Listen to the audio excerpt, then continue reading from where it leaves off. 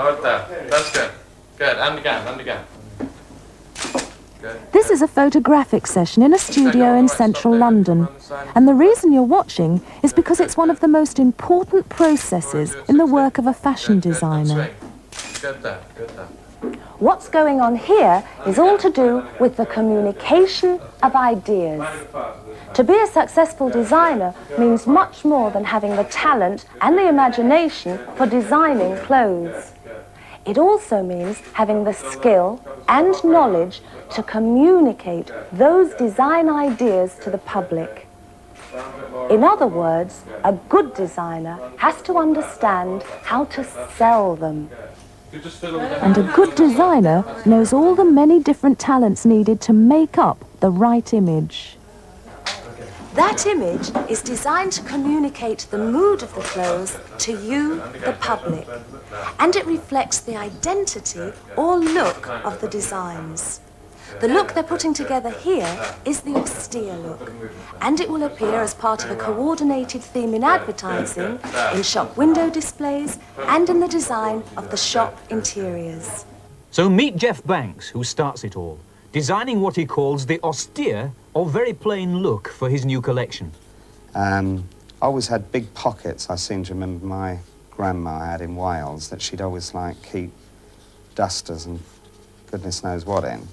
And I would end up then with the beginnings of an idea to say there is a sort of baggy smock as an idea. So I've already begun to get a silhouette. The photographs you saw being taken in the studio will appear in national fashion magazines and in 500,000 brochures like this one. The way they're displayed will depend upon the skill of another member of the team, the graphic designer.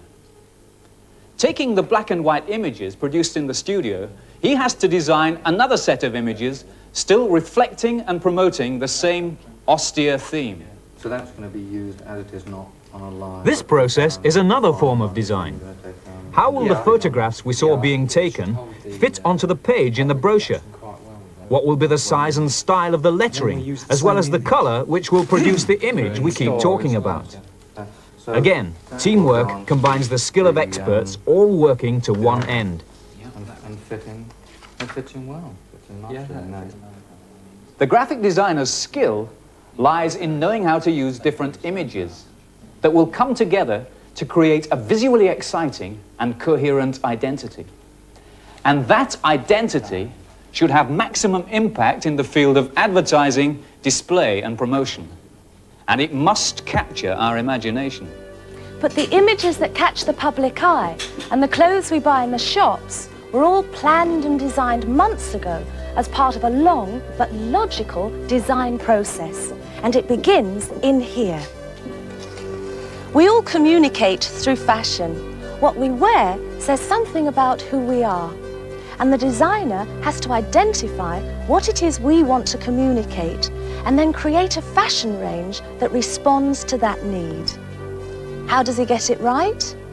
Let Jeff Banks tell you himself. I spend my life ferreting around in lots of different areas, trying to find what it is happening in society at large. I do that in lots of different ways, really by putting myself into situations that lots of people would find themselves in. Not always necessarily where I want to be, whether it's at football matches, at clubs, at Henley Royal Regatta, maybe a day out at Ascot. All of those places I would actually find inspiration from the way people are acting and responding. And by looking at those things and looking at things that people are writing, whether or not it's about politics or about a rock concert or the pop charts, that I can put all those bits and pieces together to try and draw a picture of society as it exists today. The public generally have lots more impulses at the moment. There are many more magazines than there used to be. There are lots more TV programs than there used to be. There are lots more radio stations than there used to be. So the things that give people their information have made things break down a lot more. So we, in design terms, call that a breakdown in media, which means that the normal way of getting a fashion or an influence or a hit record into the charts have become a lot more diverse than they ever were before.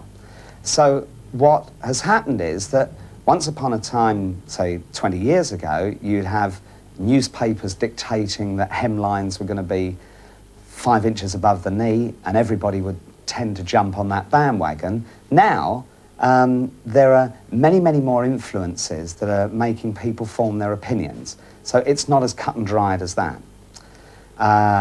What I would look at in recent times is that because of that breakdown in media and breakdown in the way people are influenced, is that it's made people almost reverse. It's made them run back to things that they used to feel comfortable with. And the same thing happens in clothes, that people have become comfortable with things that are to do with the country. So country hop-sacky kind of clothes became the thing.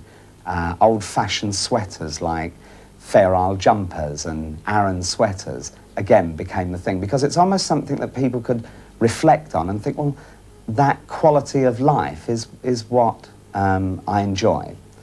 And that has moved on a little bit more recently, where now we've begun to see people becoming sensitive to our economics and pocket money getting a bit short and things like that, that have made people much, much more sensitive to not being able to freely spend and freely give things away.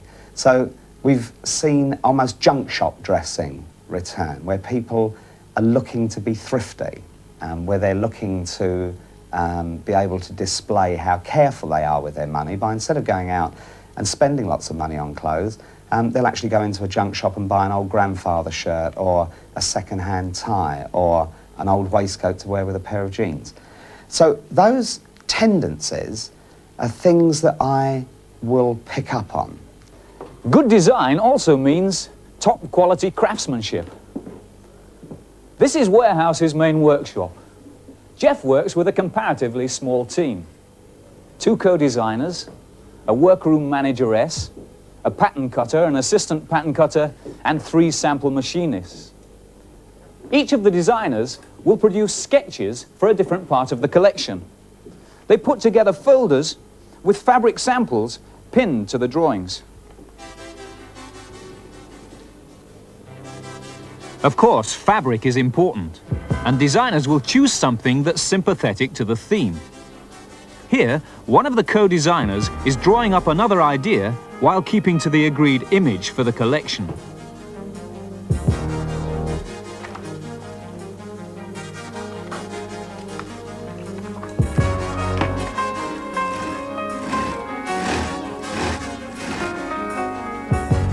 Pattern cutting and making up of each garment takes place in the same studio.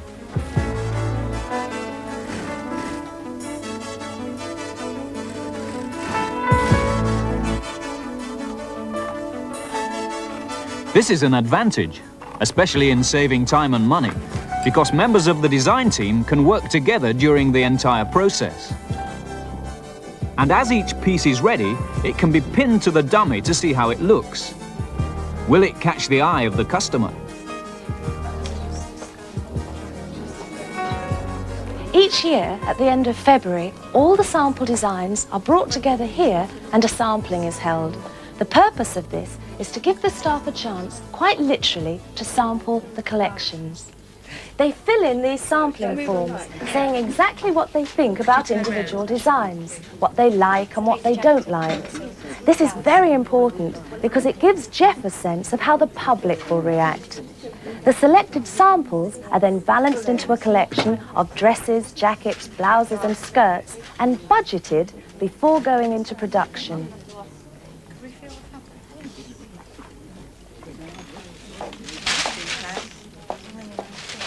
This glorious mess looks more like the studio of an artist or a sculptor.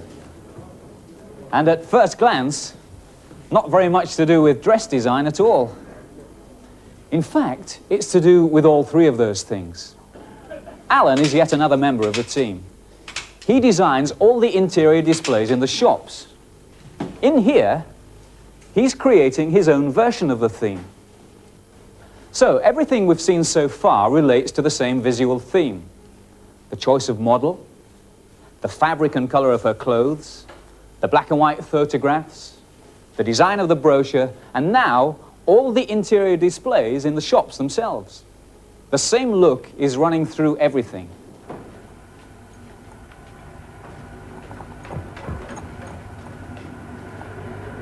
Good communication of ideas depends on good communication within the organisation.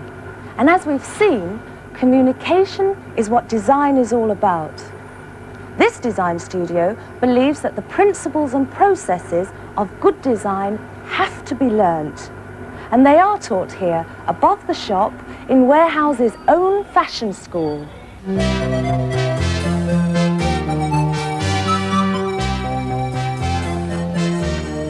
These students are taking a 2-year course, which leads to a diploma. They're learning about every aspect of fashion design and production.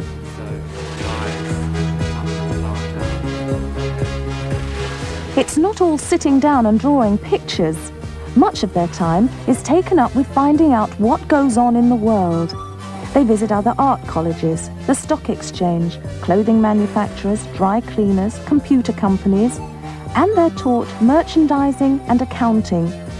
And they learn to understand all the different careers there are in the fashion design business. The course also gives students and sales staff the opportunity to see what other designers are up to. And there's the chance to go to fashion shows in Europe or as far away as Australia or Hong Kong. All the skills you've seen so far play an essential part in the successful running of this design studio. And as you've seen, it's not by accident, but by design. A whole way of working has been designed here to ensure that anyone from a sales assistant in the provinces to a buyer in central London can have the chance to move around and learn about different aspects of the company's work.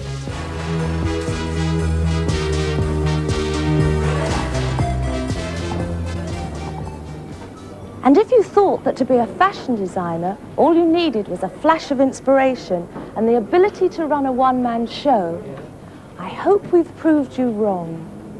The designer relies on the coordinated teamwork of different skills, which in themselves are exciting and interesting as careers. And if you work here, even as a shop assistant, there's always the chance that you'll end up in Hong Kong, if you want to.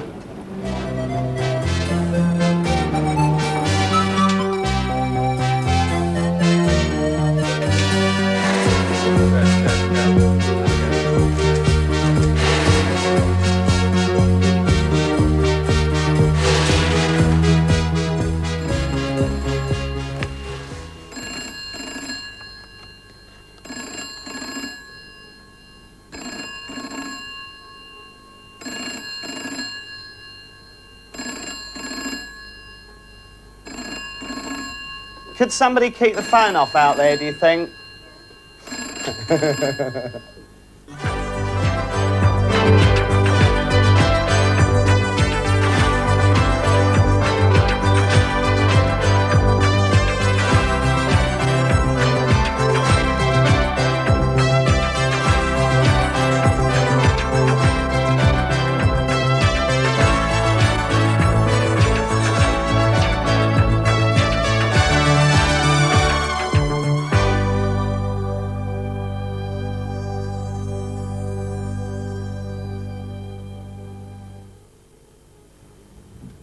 A pupil's book called Introducing Craft Design and Technology, based on the series, is available from bookshops, priced £3.25.